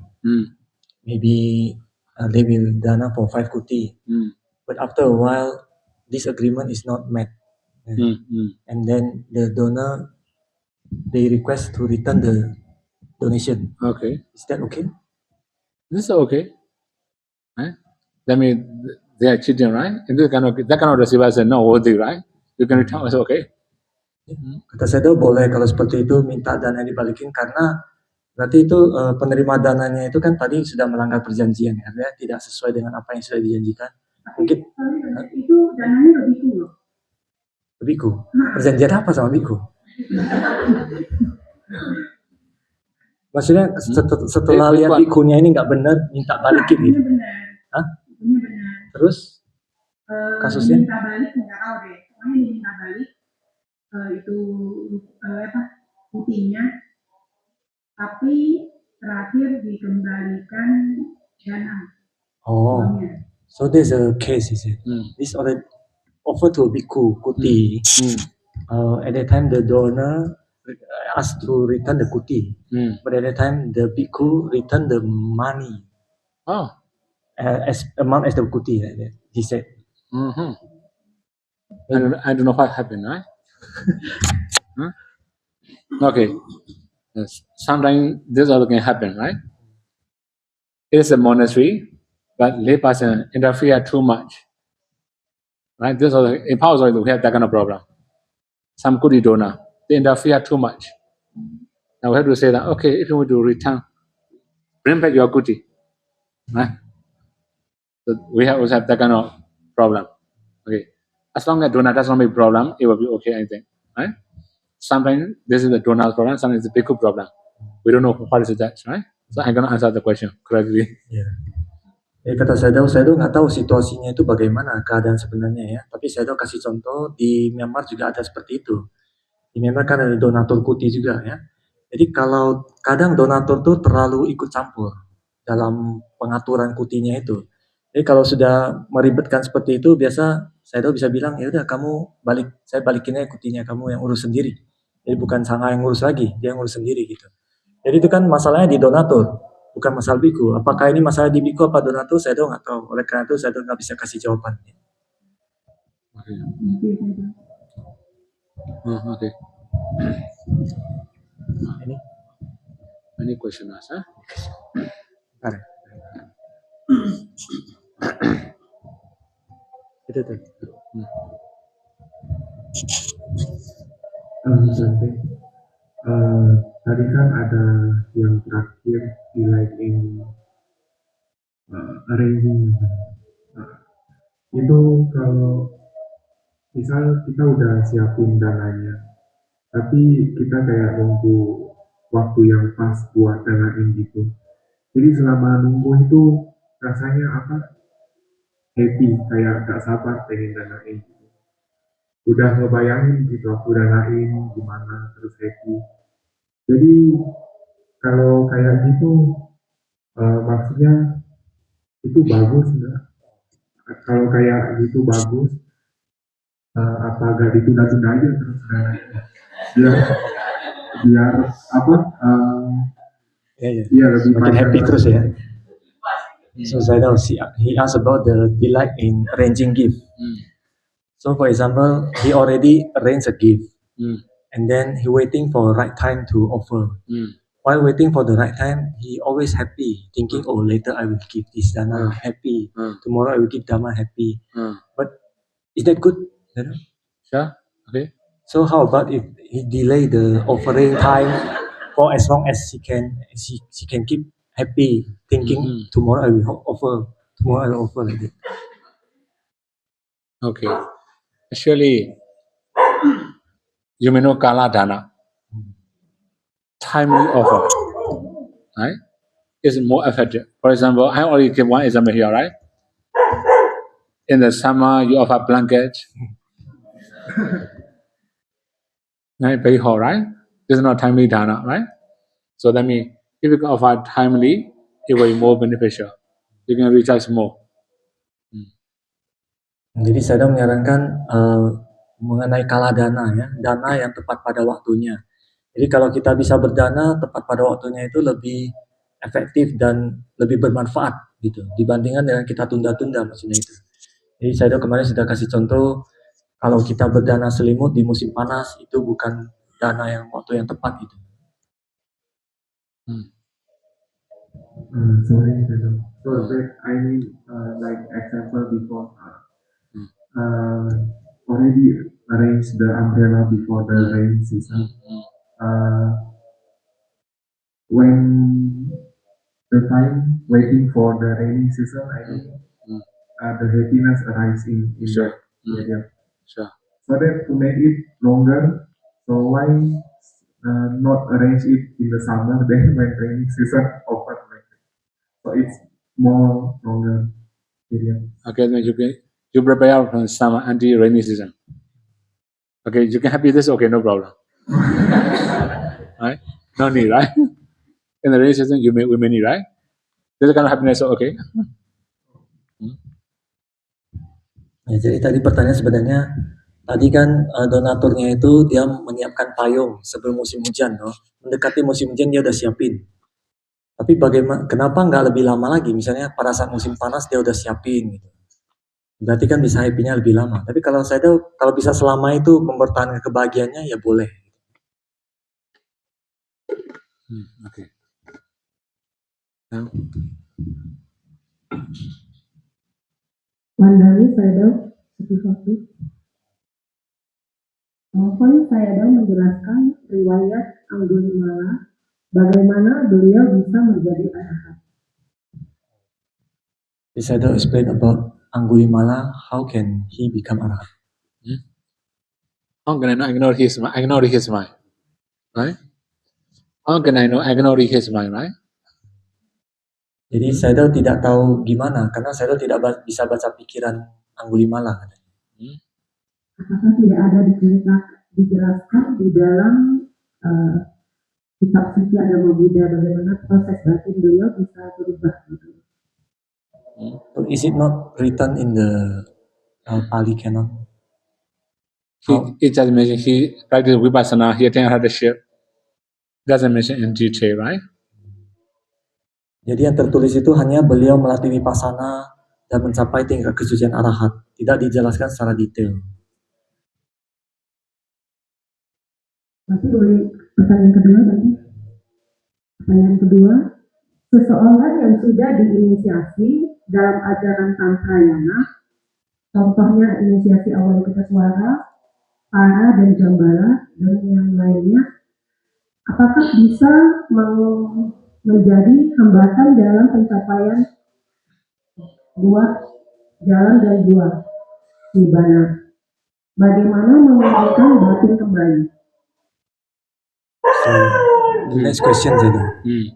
She asks if a person already ordained in Tibetan, like Tibetan, is it going to become an obstacle when he practice for Maggaphala because of that? I don't know. Saya nggak tahu juga. That's not my subject also, right? I haven't never learned. Ya, saya nggak pernah mempelajari tentang yang tradisi Tibetan itu, jadi nggak tahu. Mungkin saya Okay, yeah, I just put Angulimala here, right? Angulimala. Oh.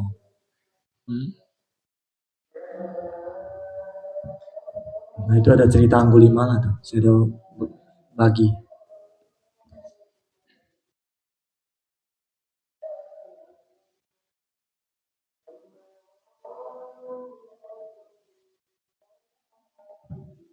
I just know very short here, right?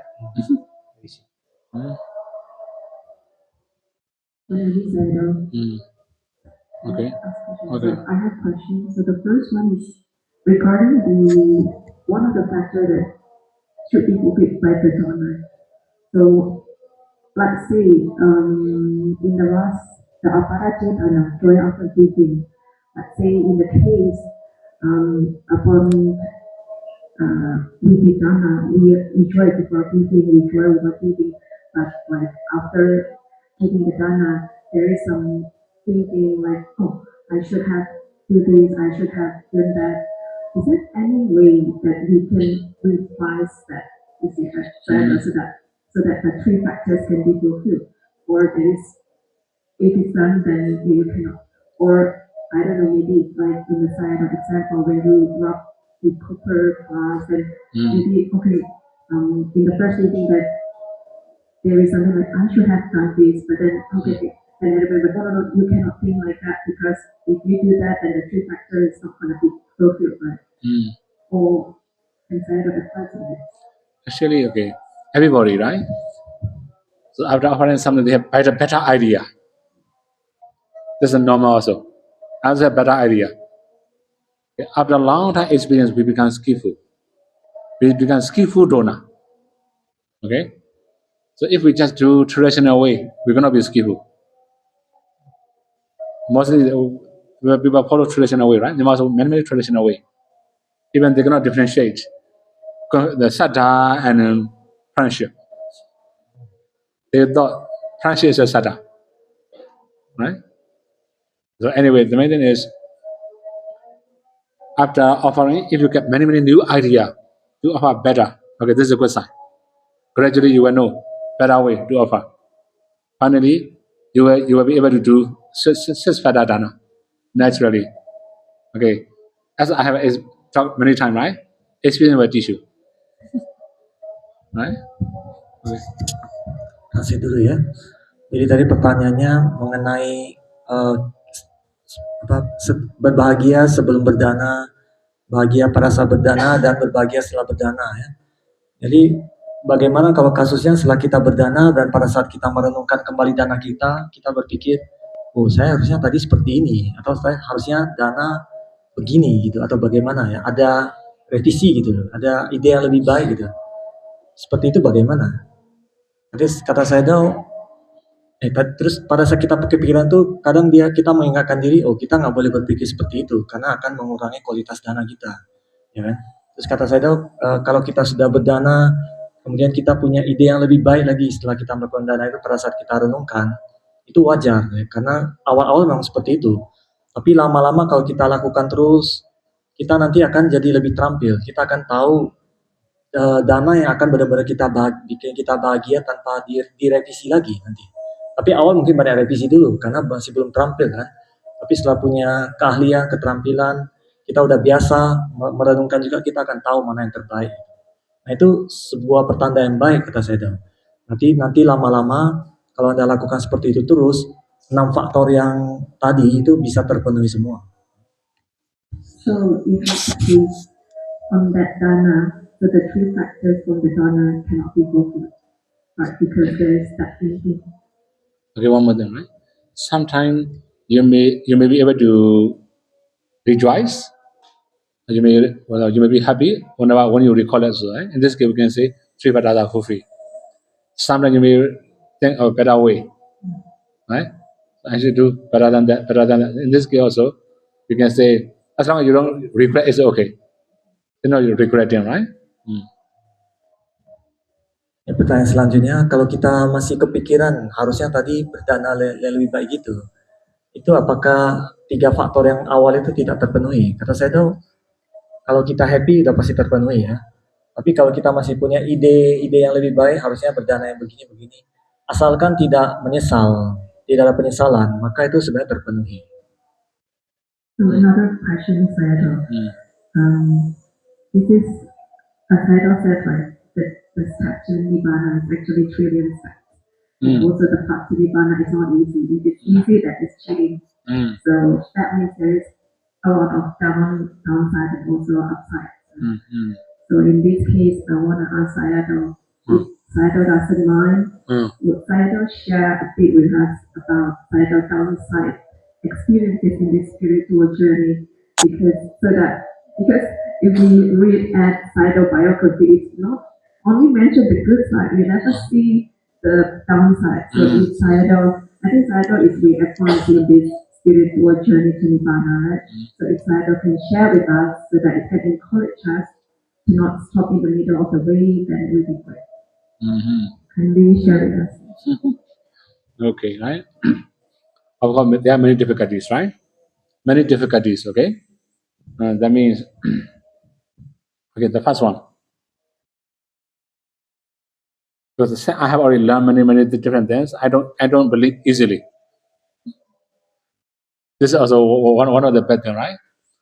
So when I go to meditation center, I listen. I also suspect a lot. This is one thing, right? Okay. Another thing is when I come to power also, many difficulty for the food that are not really very good. Accommodations are okay. This is about supporting things, about supporting a facility, right? But the facility is not that good. This is one thing. Another thing is I don't have plan to be teacher. I don't have plan to be meditation teacher, right? This is one of the things, right? My plan is after learning, I will leave. I will spend somewhere else. I will hide my identity. I have that kind of plan usually. Okay. That is something, right? In our community, because like if I don't come to Pao, I must be Pali teacher.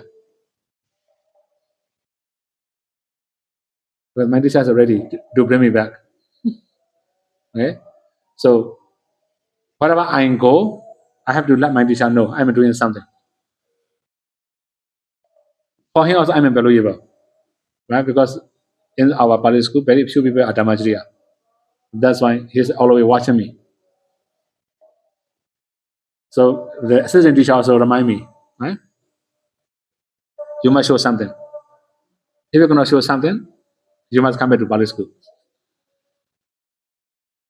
Because teacher has already told him, you bring them back. We have many students, very limited teacher. I must be back there, right?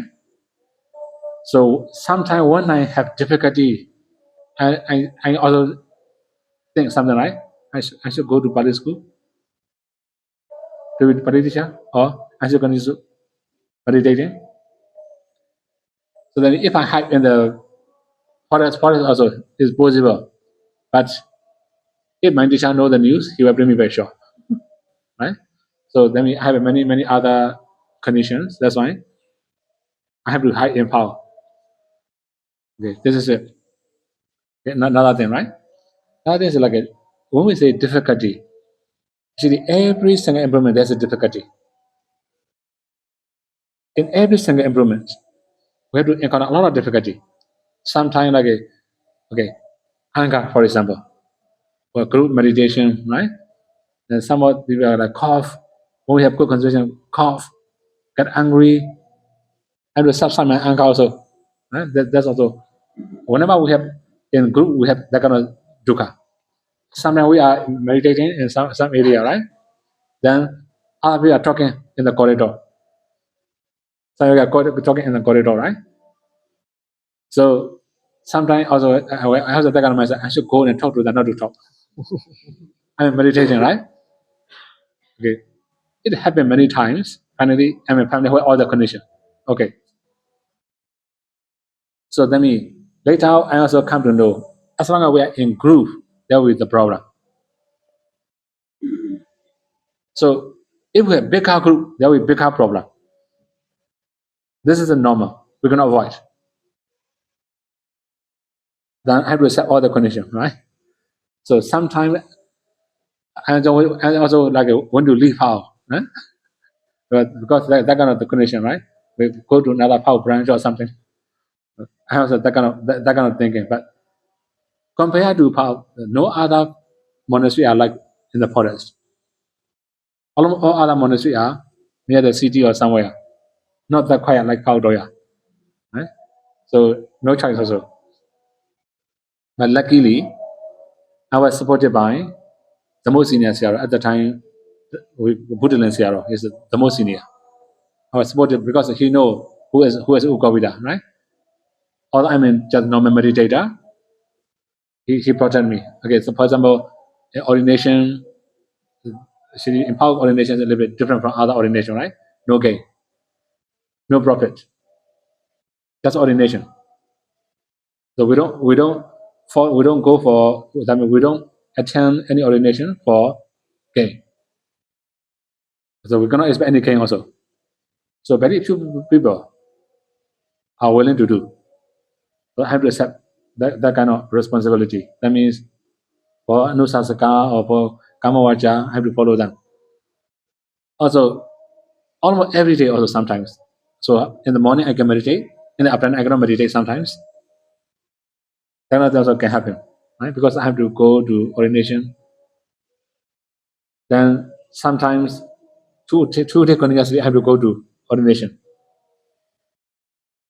So later that's arranged alternative day. I don't need to go there every day, right? He put many other bhikkhu. Sometimes 2 days, maybe if there's 3 ordination, I will be only 1 time. Someday no ordination. He changed all the system, right? Then I'm a little bit free. I can meditate more. Okay, that means I also have impediment. Impediment means if I don't do for monastery also, nobody will do. Right?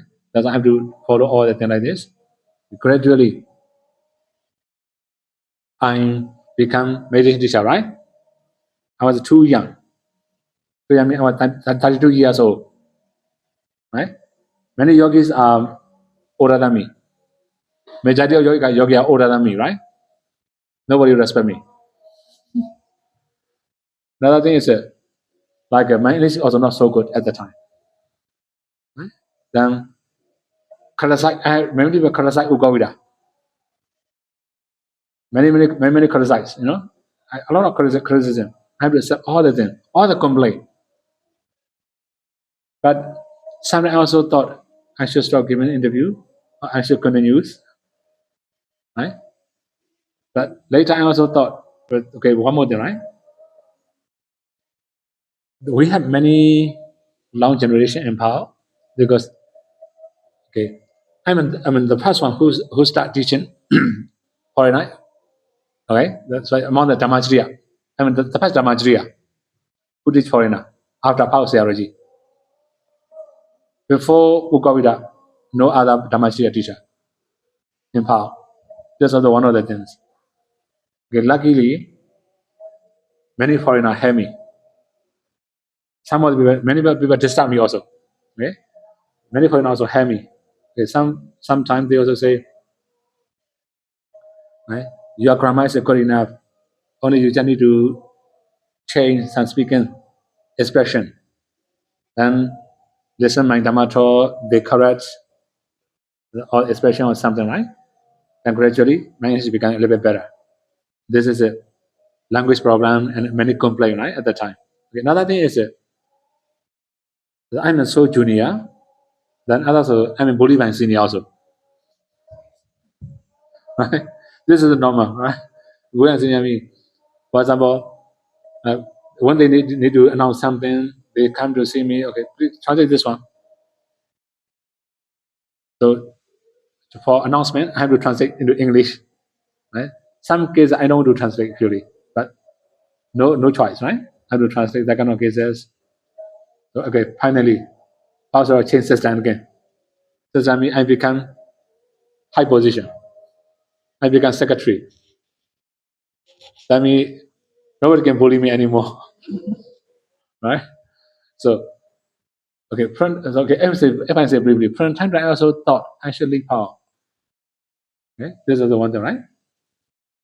Another thing is it's also beneficial for many people. If I live in power, beneficial for many people.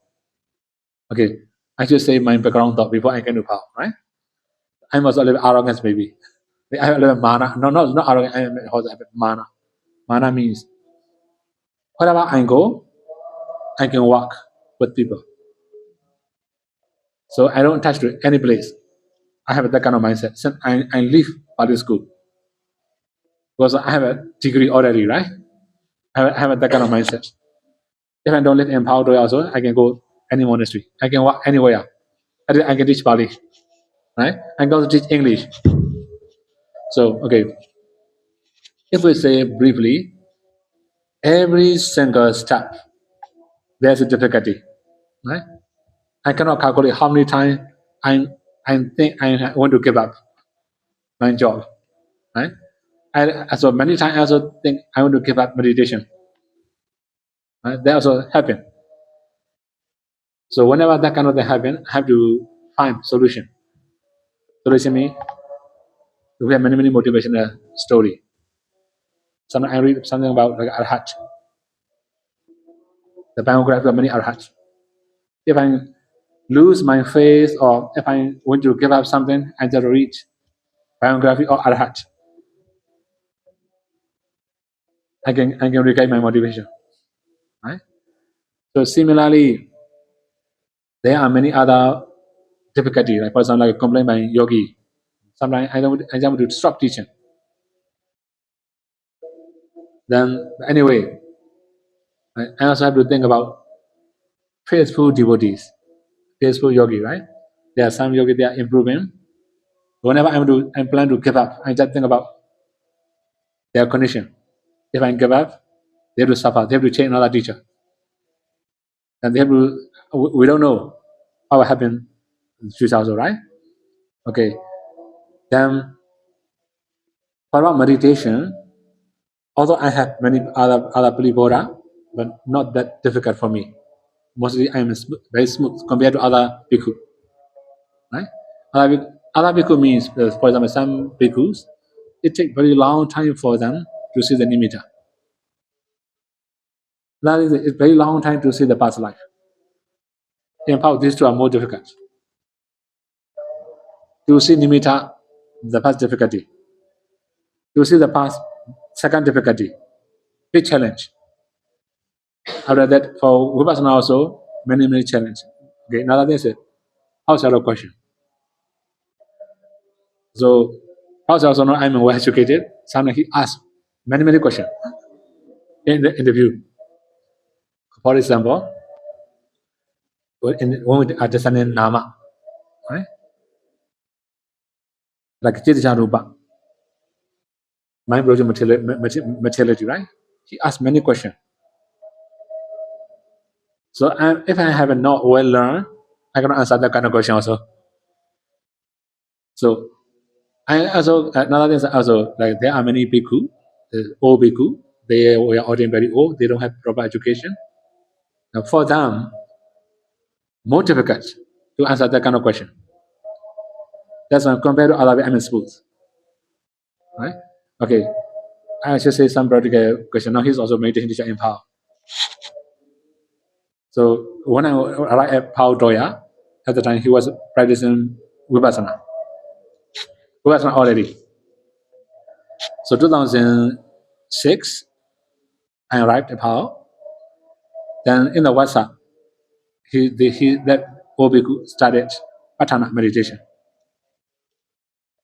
He asked me many questions about Patana. This is the first time I have ever read Pao Doya manual about Patana. I have never known Patana is a meditation. This is the first thing, right? But okay, for him, big challenge. Patana is very big challenge. For me, it's easy. So at the time, I was not practicing Patana, just Samatha. Anyway, so if we say briefly, compared to other bhikkhu, I'm a little bit smooth. Faster than other bhikkhu, right? Because the Pali background is also one more cases. Another thing is my mind is a little bit changeable, flexible. No stubborn, no arrogance. Right? Another thing is I know how to be simple. I have to learn many complicated in the Pali school. When I meditate, I know how to be simple. Because I know, okay, according to Buddha teaching, okay, we have many different types of sutta. Some sutta are very, like, when the Buddha say, person, it must be person, don't think about namarupa. When the Buddha say namarupa, don't think about person, it's a namarupa. Right? So I know how to I know how to be simple. I don't know that's the ultimate reality, this is a concept. That's why it's easier. When I do samatha, I know it must be concept. Don't think about any ultimate reality there. Don't analyze them. This is also one of the things, right? Because knowledge, I know how to be simple. So another thing is that when we start vipassana also, some of the things are totally new to me. I know text, but I don't have that kind of experience as before. Even for meditation, right? I know 4 elements, but I don't know 12 characteristics. I don't know, right? Only in powder and come to know that one, 12 characteristics. Totally new. That is 42 body parts. I don't know. I have a line in Pali school, I don't know 42 body parts. Initially, I also thought this is how shall I invention, how shall I create something. But later, when I read, I also realize this is not how shall invention. We can find in Maharahula Sutta. What I taught to Rahula. So this is from Pali Canon. Okay, so okay, if we say briefly, there are many new things I have to learn from Pao Doya. Many new things mean like a Rupa Kalabas also. Everything is totally new to me. Nama meditation, I have already learned many things, right? When we practically discern, it's totally different. Some of the things are like, for example, when we do discern Lakhanata Sabhajipatana Pratana, we have learned in the school. Learning in the school and practical practice are totally different, right? So we can say many new experiences. This is also one of the things, right? At the same time, many new challenges also. New challenges mean, for example, Vipassana, right? Yes, okay, sometimes like when I start learning Rupa Sataka, I don't know how to start that one.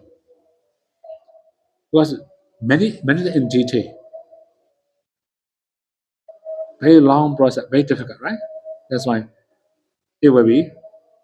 Then I have to pick up where to I have to check out where should I start, because in many other traditions they don't have that kind of method. Another thing is a different origination also,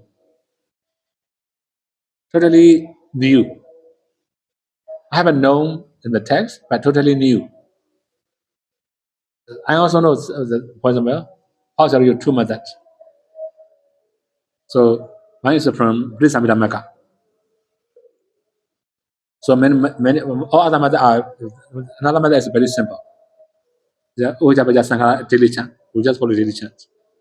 Then that method I have already learned Brisamida Mecca, but I don't know how to do. This is a totally new 5 Greek methods, different origination. Another thing is Rupasaka also totally new. Another thing is Satipatthana method also. I have already learned Satipatthana Sutta. This is totally new to me. Okay? So there are many new things I have to experience. Some of them I know the text, but I don't know how to do. So okay, if we summarize, right? Every single new thing also difficulty. Sometimes I don't know how to start also. Right? Also in a hurry sometimes. That's why I remind you, don't be in a hurry. Right? Okay. All that I remind you, okay, I remind you all that, right? That's my difficulty in my life. When I meditate, I have all difficulty. Don't control the breath, right? If you control, you may be suffocating, chest pain, right? I have already experienced that one. That's I can tell you, right? Similarly, don't be in a hurry. If you are in a hurry, you are exciting. You may be extra effort. That's also my experience. Don't worry. Don't be in a hurry, right? Sometimes it's possible to see nimitta. Also that kind of mindset, right? So if I'm gonna see within 1 week, within 1 month, oh, it's very shameful. Many people can see the light. If I'm gonna see, very shameful, right? Competition. That is also very bad habit. Okay, I just say one thing, right? This is also big challenge for me. One of my classmates has meditated in Paodoya for 1 month. He could see the nimitta. He came back. I met him in Mandalay. Right? When I joined Paodoya meditation center, I remember his statements. 1 month, I can see nimitta, but not very stable. He said that one, right? Now in my mind, I'm just keep thinking, if I cannot see the nimitta within 1 month, it's very shameful. Competition, that kind of mind. 2 or 3 days, I have that kind of mindset. Then later I have to think, why I have to think about him too much, right? Right? Tell me, why I have to compete with him? He's his parami, I have my parami, right? I have to change my attitude. Otherwise, I cannot improve. This is the very beginning of Paodoya. Right? Big challenge also that one. Another thing is I come from Mahasi. When I focus on the breathing, mind go to the abdomen. When I focus on the breath, mind go to the abdomen.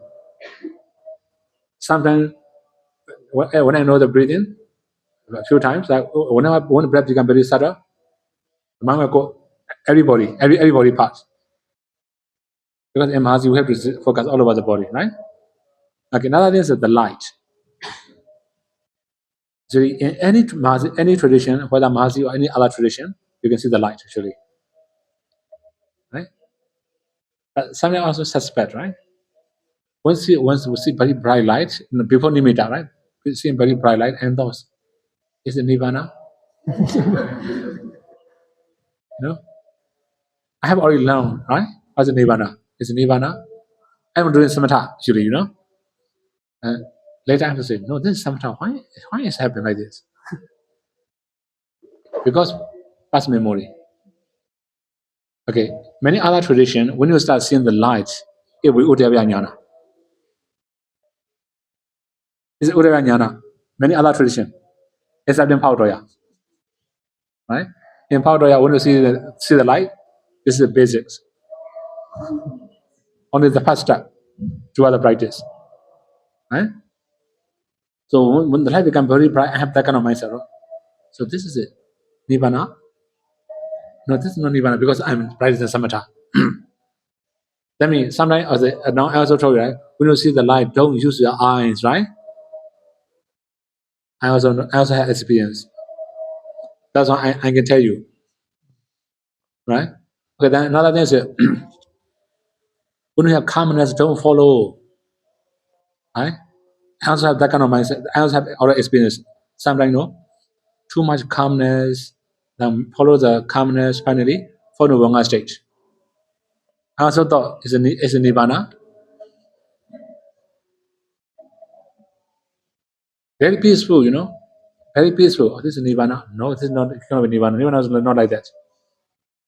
So then in the very beginning, before I see nimitta, whatever new experience I have only one idea: is it nirvana? Nirvana or not?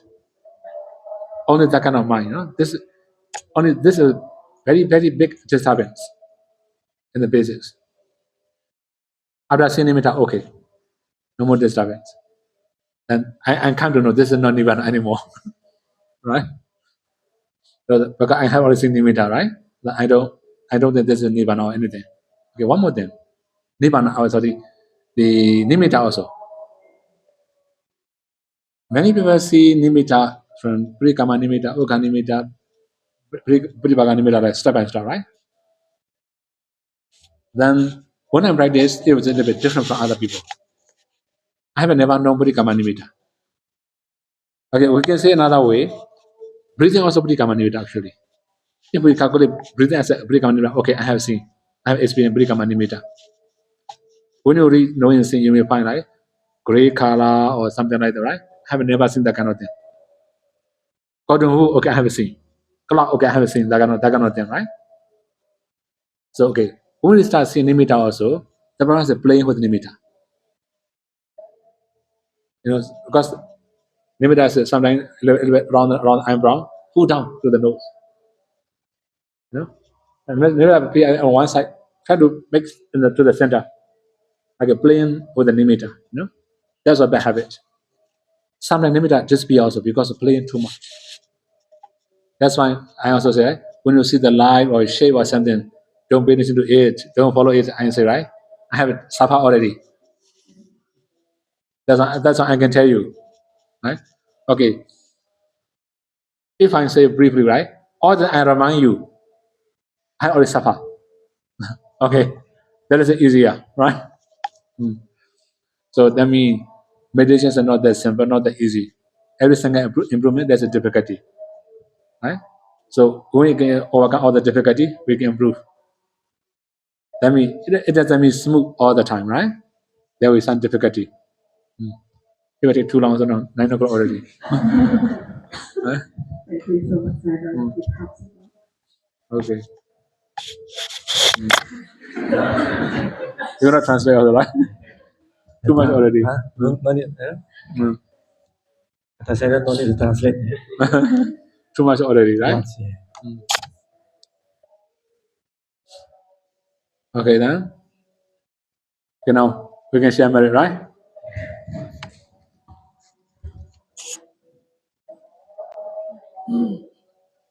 Okay.